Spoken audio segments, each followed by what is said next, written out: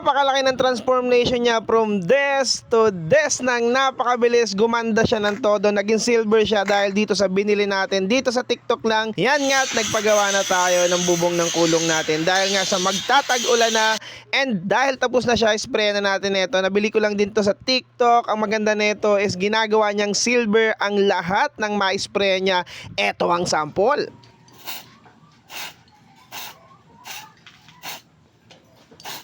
59 pesos nga lang pala to at napakalaki na niya kaya marami kang malalagyan. Spray all over talaga. Dalawang bote nga kagad ang binili natin ito para in case na magkulang may reserba pa tayo. O diba talagang naging parang silver talaga siya and ang ginamit na bakal namin dito is galing scrap metal po yan. Nabili lang namin ng per kilo. Ginawa namin at eto yung kinalabasan. Nasa pagpipintura talaga yan. Gumanda ng todo. Parang nyo. Parang professional ang gumawa. Pero ang totoo, ang tanging ambag lang natin dyan na yung pagpipintura.